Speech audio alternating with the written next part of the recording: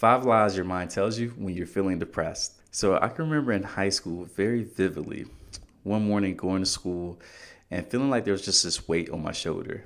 The day before, I remember having a game and I really didn't do too well in that basketball game. And as a result, I was just in my head. I was in my head just thinking of all the things that I did wrong, all the things that I could have done right. And it was just really, really hard for me. Plus, school, even though it was a place to get away from home, it didn't mean that school was a great place for me to begin with. So being at school really wasn't a place that I sought comfort, if you will. It was just another place to go. Now, I remember going to school that morning and just feeling like I just couldn't do it. Like I just couldn't walk through those doors. I remember feeling like, man, if there was anything that I would rather do other than going to school, I would do it. And luckily for me that day, my dad decided to take me to work with him because he kind of worked on the road, if you will.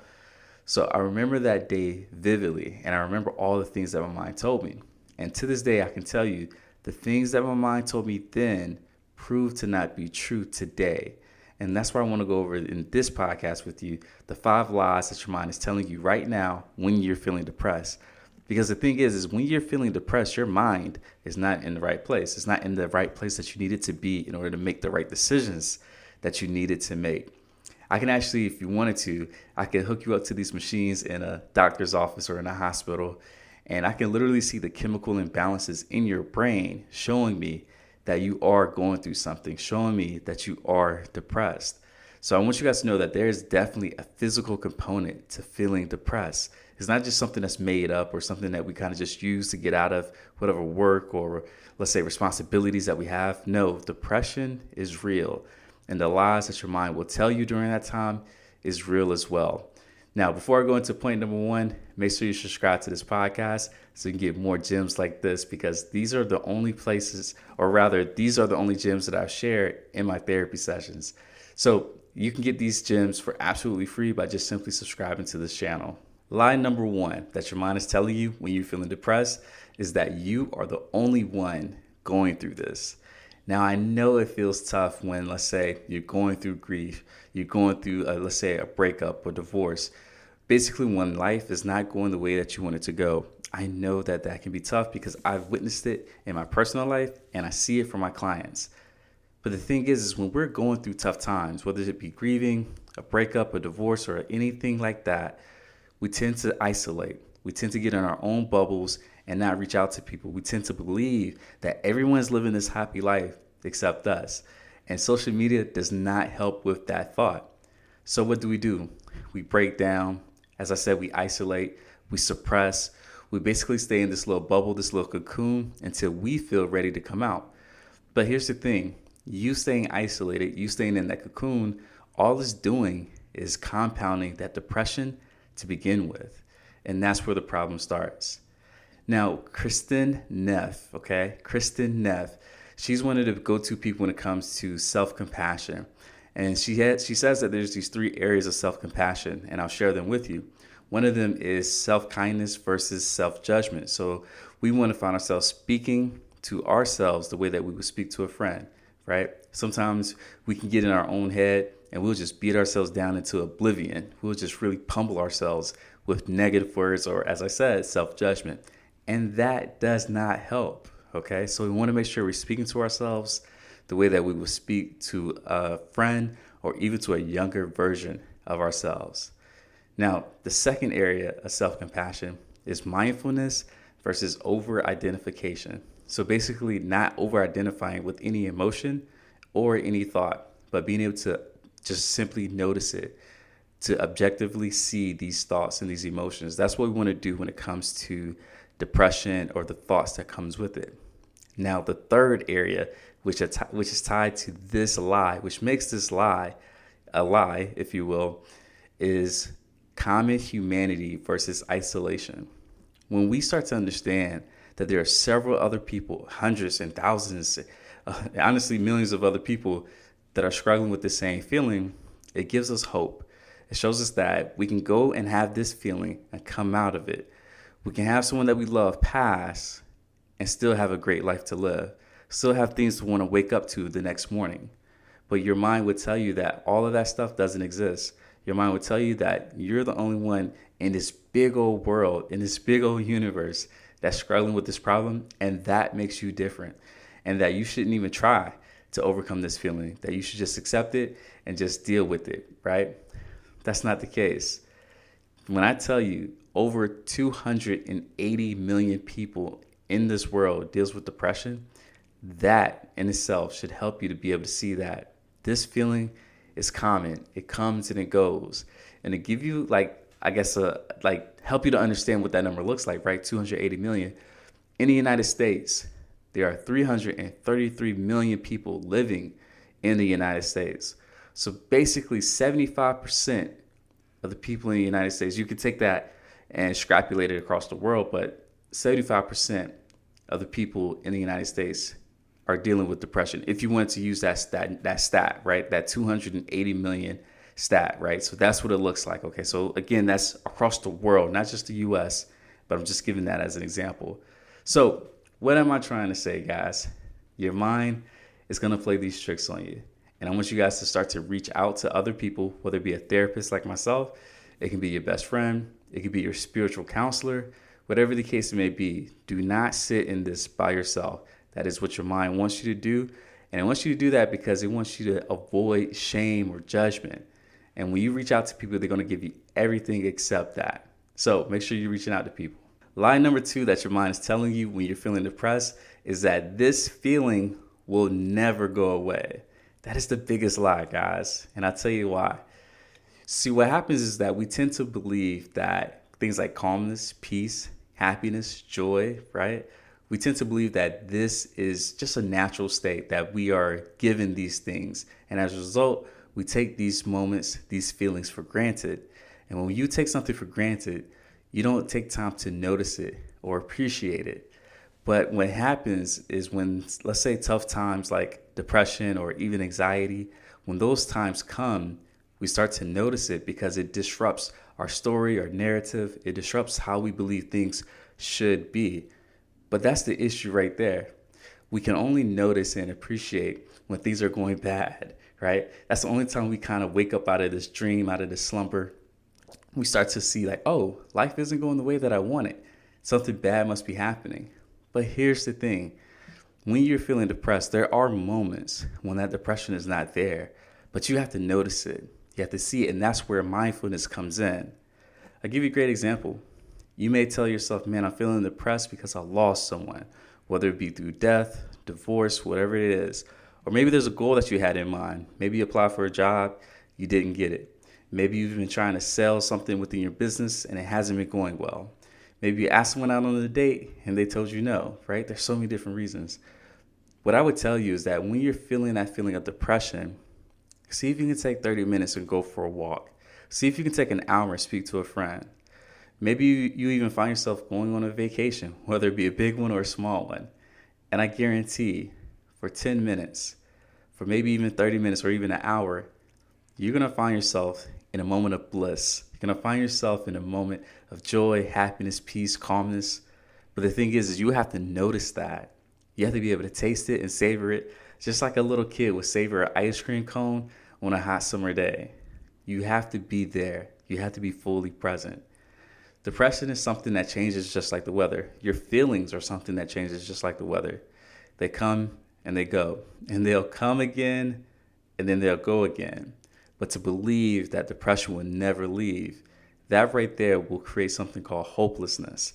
And when you're feeling hopeless, you won't take any actions because you feel like all those actions will be in vain.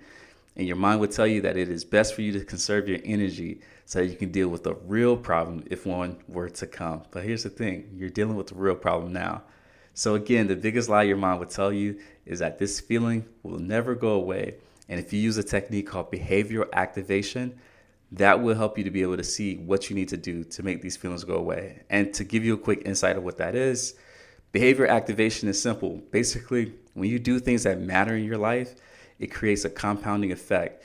It creates this reinforcing idea that, hey, this felt good.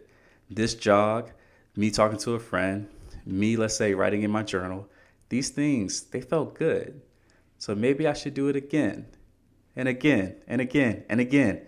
And then you start to get in this cycle. You start to get into this habit of doing positive things that helps to make your life move forward versus staying depressed, which may look like you, let's say, not going out, not eating, not sleeping, all of these things, if you will. So that is the biggest lie your mind is telling you. Lie number 3 that your mind tells you when you're feeling depressed is that no one will care if you're gone. Now, why would your mind tell you this? Well, the mind tells you this because, unfortunately, he wants you to take away all the pain. He wants you to find a state where you're not feeling anything anymore. And your mind's best way to get you to do that is to believe that you should maybe take your life, right? And this is a sensitive topic, I know, but it's one that I need to spread light on. Because here's the thing. If your mind were to see that you did believe that people, let's say, cared about you, loved you, and would be devastated if you left, your mind knows that you would fight for your own life. Your mind knows that you would stay in it longer than it wants you to, if you will. Your mind would then know that you will go through a little bit more pain, the same pain that your mind doesn't want you to go through. Your mind knows that you will push through that.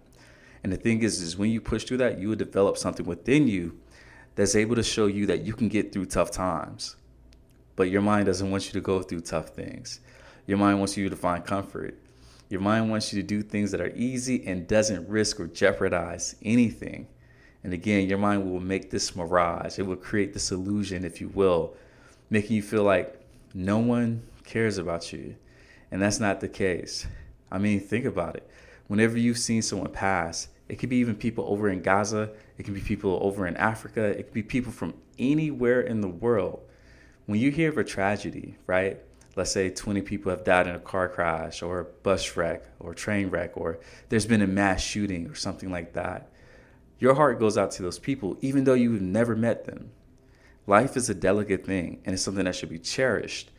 And there are people out here that cherish your life. And I know that you deep down cherish your own life as well. But again, the mind will do and say anything to find quick, immediate gratification, even if it means costing your own life. So the reason why I wanted to bring this up is, again, because there are people, and I've seen this, right? And I'm actually back up. Let me back up for a second. I took a class in college when I was learning to become a counselor, and they were walking us through this suicidal prevention course, if you will. And one of the greatest things they said to be on the lookout for, that is when someone says that they feel like a burden, when someone says things like they don't want to talk about their problems to other people because they have their own things, they have their own issues.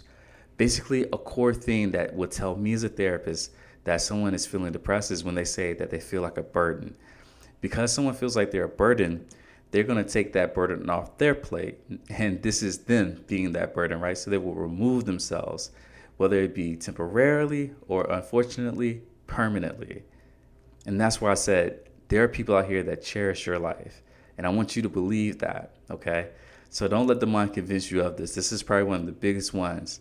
Because, again, if you did believe that people loved you, cherished you, you would fight harder for your own life. You would fight harder to overcome this thing that you're struggling with. So trust me when I say that. So again, this lie is that your mind will tell you that no one cares about you. All right, lie number 4 that your mind tells you when you're feeling depressed is that you're not good enough to access your dreams. You're not good enough, right? Now here's the thing, and you guys are going to hate me for this, but your mind is right.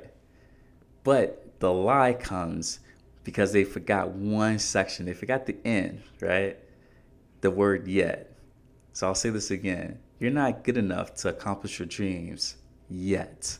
All right? That's where the mind forgets to add that last part. It wants you to believe that there's a period where there should be a comma. Your mind wants you to believe that you are not good enough, and that will forever be your story. It doesn't have to be, right? It does not have to be. Now, what am I talking about, right? I'll give you some examples. So your mind may be telling you you're not good enough to, let's say, get on stage, speak in front of 1,000 people, and let's say make $1,000 or even make $1 million. And your mind may be right.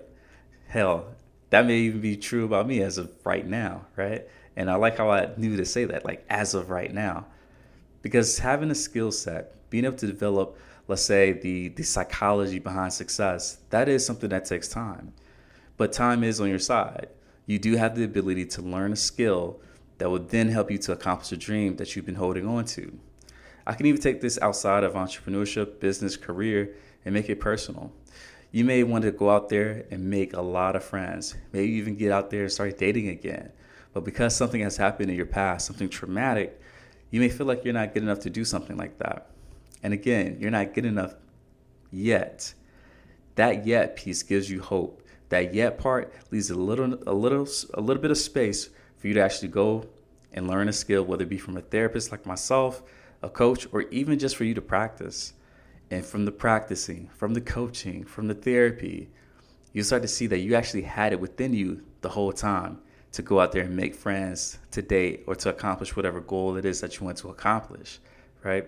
You just have to take a little, patience. It takes a little time, if you will. You just have to be willing to go through the ups and downs. If you do that, trust me when I say the goals that you have, they will fall. They will. And I see this from my own clients. I have some clients who, unfortunately, they give up on their goals, right? And that's okay. Maybe it just wasn't their time. Then I have some other clients who are very persistent. I mean, very persistent. I mean, to the point where they're accomplishing goals, right? Or rather, they're taking actions and they're not accomplishing their goals, but they're back in the gym, taking action again. They're back on their computer, taking action again, right? And that's just how life goes sometimes. Just because something didn't work the first time doesn't mean that it's not working. It is. You just can't see it. It's kind of like a seed that you plant and you water. You're not going to see it burst above the soil, if you will, right? Above the earth. But you have to trust and believe that that seed underneath, it is working. It is growing. And that's what is true about your skill set. Hey, you may not be a millionaire the first year of business, right? You may not get 1,000 subscribers on your YouTube channel the first year you're doing YouTube, right? Like you might, or you might not. But to think that you will never get there, that is a recipe for depression. And your mind wants you to feel that way, wants you to believe that. Because if your mind can convince you that you're depressed and that you're not good enough, he knows that you will conserve your energy and not go through that immediate pain, right? It wants you to be comfortable. And that is not comfortable, ironically. Now, I want to give a second point here too. So as I said, your mind is trying to convince you that you're not good enough. And as I said, like, hey, it's true, right? You're not good enough yet, right? That's really the truth. Now, the second part to this, right? And this is, again, where the lie is. It's the context that your mind is saying this. And I'll tell you what I mean by that.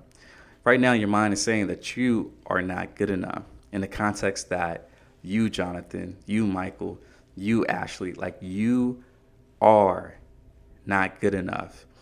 And what I'm saying with that is that it's making you identify with the not good enough piece. Just like someone can identify with being an engineer, being a doctor, being a sister, being a mother, anything like that, right? Like that is who you are. But when it comes to a thought such as you are not good enough, that in and of itself can never be you, right? It can never be you because you will always be you. You have never introduced yourself to a group of people by saying, hey, I'm not good enough. You never signed an email or signed a letter saying, yours truly, not good enough. You've never done that. Why? Because that is not who you are.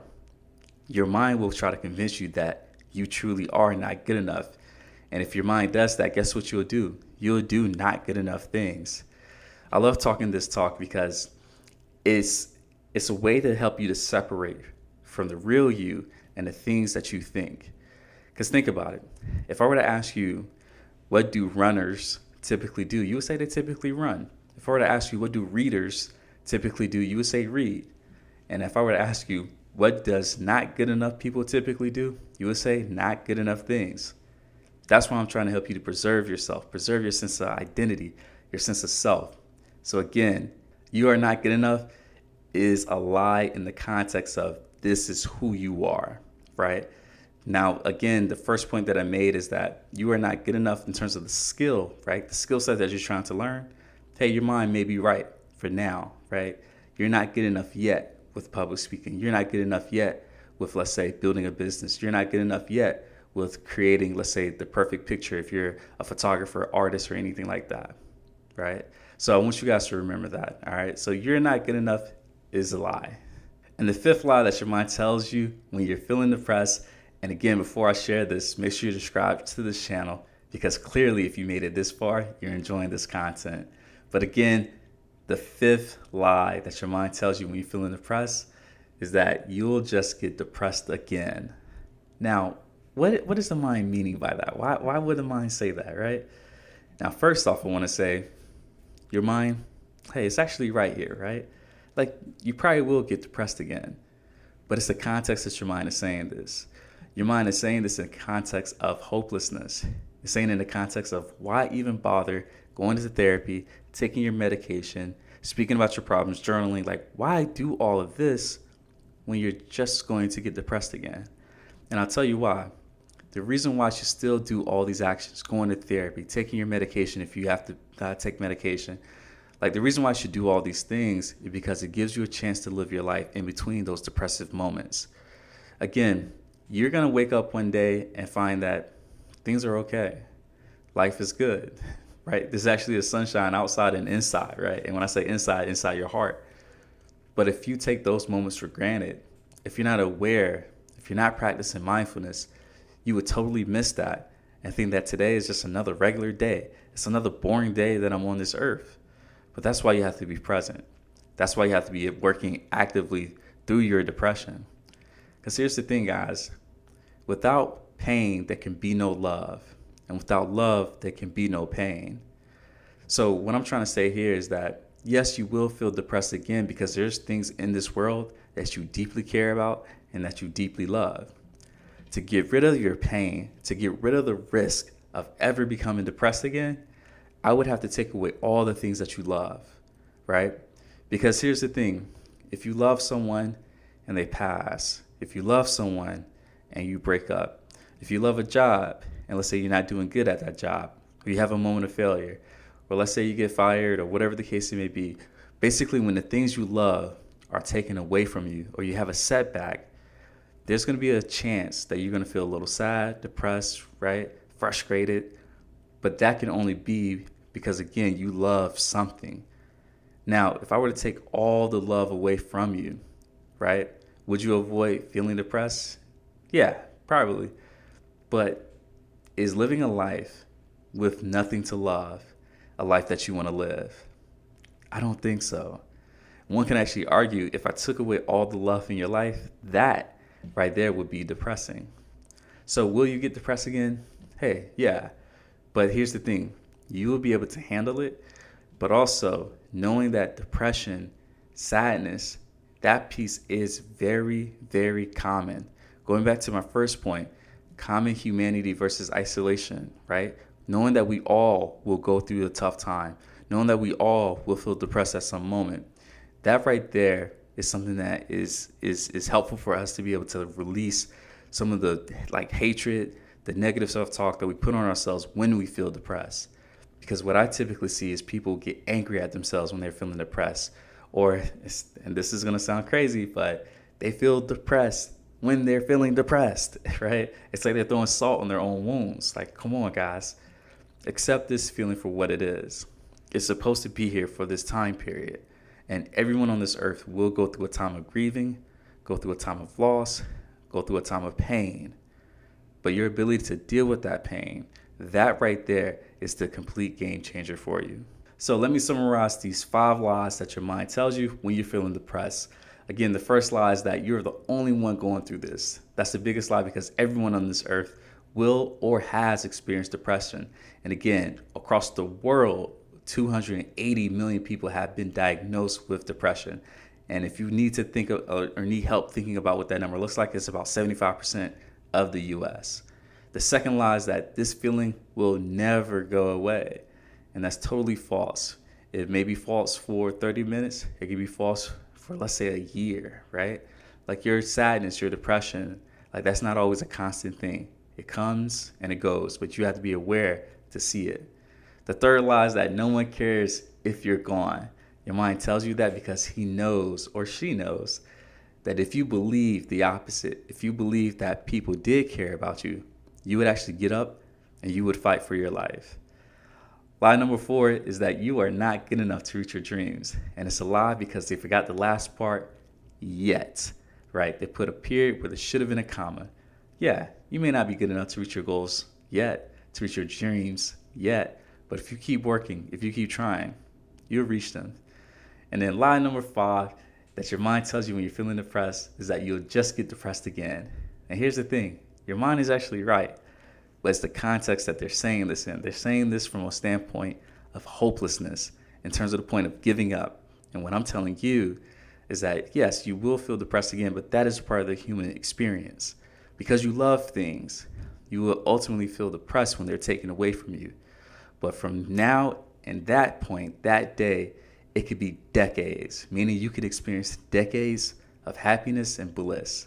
So why jeopardize that? So this is Coach Wells. Thank you for checking out this channel. Thank you for checking out this episode. And if you're not subscribed to it, you're definitely missing out.